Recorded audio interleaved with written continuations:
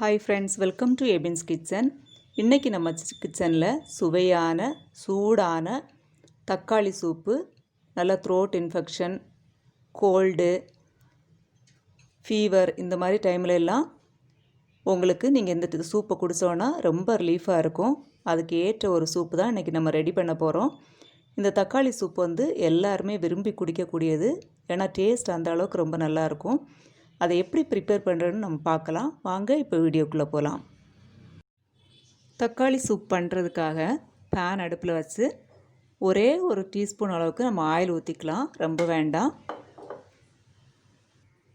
இதிலையே நான் ஒரு பாதி பெரிய வெங்காயம் கட் பண்ணி வச்சுருக்கிறேன், அதை போட்டு வதக்கிக்கலாம். அதோடு கூட பூண்டு 2 பூண்டு கட் பண்ணி வச்சுருக்கேன், 2 பூண்டு தள்ளி எடுத்து வச்சுருக்கிறேன். இஞ்சி ஒரு சின்ன துண்டு தள்ளி எடுத்து வச்சுருக்கிறேன். பச்சை மிளகாய் 1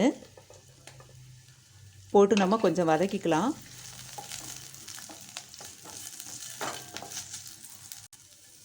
இது கூடவே தக்காளி, ஒரு பெரிய தக்காளி கட் பண்ணி வச்சுருக்கிறேன், அதையும் போட்டு நல்லா வதக்கிக்கலாம். நல்லா மசிய வதங்கணும் எல்லாமே, அப்போ தான் அதில் உள்ள சாறு கீழே இறங்கும். அது கூட பார்த்திங்கன்னா 2 பீஸு பீட்ரூட் நான் கட் பண்ணி வச்சுருக்கிறேன். அது எதுக்காகனா சூப் வந்து கலர்ஃபுல்லாக நல்லாயிருக்கும், அதுக்காக. பீட்ரூட் நமக்கு உடம்புக்கும் நல்லது தான். சேர்த்து இப்போ நம்ம நல்லா வதக்கிக்கலாம். இது கூடவே மல்லித்தலையோட தண்டு 2 தண்டு போட்டிருக்கிறேன். தண்டு பகுதி கொஞ்சம் வாசம் அதிகமாக இருக்கும், அதனால் தண்டு பகுதி போட்டிருக்கிறேன். மஞ்சள் தூள் ஒரு 1/4 டீஸ்பூன் அளவுக்கு நான் சேர்த்துருக்கிறேன். மஞ்சள் தூள் யூஸ்வலாக நல்ல கிருமி நாசினி, அதனால் நான் சேர்த்துருக்கிறேன். நமக்கு த்ரோட்டுக்கெல்லாம் நல்லாயிருக்கும், அதுக்காக. ஜீரகம் 1/4 டீஸ்பூன் சேர்த்துக்கலாம். நல்லா மசிய வதங்கட்டும். பாருங்கள், நல்லா மசிய நம்ம வதக்கி எடுத்துட்டோம். இப்போ இதை ஆற வச்சு மிக்சியில் போட்டு நான் அரைச்சி எடுத்துக்கிறேன். அரைக்கும்போது அளவாக தண்ணி ஊற்றி அரைச்சா போதும். அப்புறம் தேவைன்னா நம்ம எக்ஸ்ட்ரா தண்ணி ஆட் பண்ணிக்கலாம். பாருங்கள், இப்போ மிக்சியில் நான் அரைச்சி எடுத்துட்டேன். இது கூடவே எக்ஸ்ட்ரா ஒரு 1/2 டம்ளர் தண்ணி சேர்த்துக்கிறேன். இப்போ நம்ம இதை வடிகட்டி எடுத்துக்கலாம்.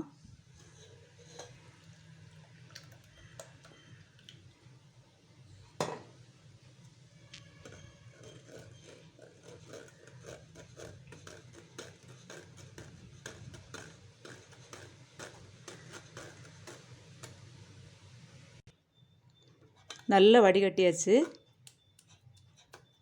நம்ம நல்லா அரைச்சி எடுத்ததுனால ரொம்ப சக்கை இல்லை, வேஸ்ட் எதுவுமே ரொம்ப இல்லை.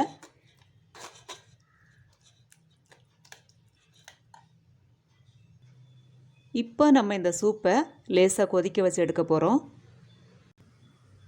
பேன் அடுப்பில் வச்சு ஜூஸை ஊற்றிக்கிறேன்.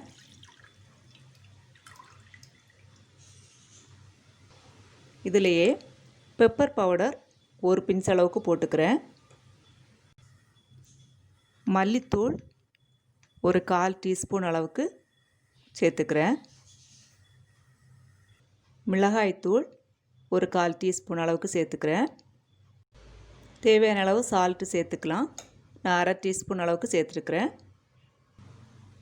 அது கூடவே கார்ன்ஃப்ளவர் ஒரே ஒரு டீஸ்பூனுக்கு நான் கலக்கி வச்சுருக்கிறேன், அதையும் ஆட் பண்ணிக்கலாம். கொஞ்சம் கெட்டியாக இருக்கும் சூப்பு நம்ம கார்ன்ஃப்ளவர் சேர்த்தோன்னா, அதனால் கார்ன்ஃப்ளவர் இருந்துச்சுன்னா சேர்த்துக்கோங்க. கெட்டியாக வேண்டாம், தண்ணியாகவே இருக்கட்டும்னு நினச்சிங்கன்னா கார்ன்ஃப்ளவர் சேர்க்க வேண்டிய அவசியம் இல்லை.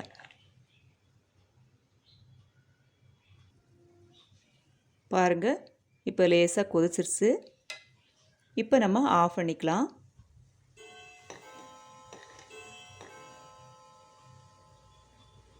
இப்போ நான் இதை கப்புக்கு மாற்றிக்கிறேன். கடைசியாக கொஞ்சம் மல்லித்தழை, லேசாக மல்லித்தழை சேர்த்து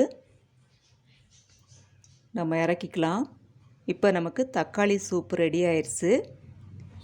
இதே மாதிரி நீங்கள் சூப்பு வீட்டில் ரெடி பண்ணி பாருங்கள், ரொம்ப நல்லாயிருக்கும், குடிக்கிறதுக்கு நல்லாயிருக்கும். மற்ற சூப்பெல்லாம் குழந்தைகள் குடிக்காட்டாலும் இந்த மாதிரி நீங்கள் சூப்பு பண்ணிங்கன்னா ரொம்ப டேஸ்ட்டாகவும் இருக்கும், உடம்புக்கு நல்லது. ஏன்னா நம்ம இஞ்சி சேர்த்துருக்குறோம். இஞ்சி வந்து டைஜஸ்டிவ் ப்ராப்ளமுக்கெல்லாம் ரொம்ப நல்லது. இஞ்சி நிறைய நோய்களை குணப்படுத்துகிற தன்மை இருக்குது இஞ்சியில். அப்புறம் பூண்டு சேர்த்துருக்குறோம். பூண்டு வந்து கேஸ் ட்ரபிளுக்கெல்லாம் ரொம்ப நல்லது. சாப்பிட்டுட்டு நமக்கு மந்தமாக இருந்துச்சுன்னா இந்த சூப் குடித்தா உங்களுக்கு ரொம்ப ரிலீஃபாக இருக்கும். அப்புறம் மஞ்சள் தூள் சேர்த்துருக்குறோம். பச்சை மிளகாய், பெப்பர் எல்லாமே சேர்த்துருக்குறோம். இதே மாதிரி நீங்கள் வீட்டில் ட்ரை பண்ணி பாருங்கள். ஓகே ஃப்ரெண்ட்ஸ், நெக்ஸ்ட் வீடியோவில் இன்னொரு டேஸ்டியான ரெசிபியோடு உங்களை சந்திக்கிறேன். தேங்க்யூ ஃபார் வாட்சிங். Hi friends.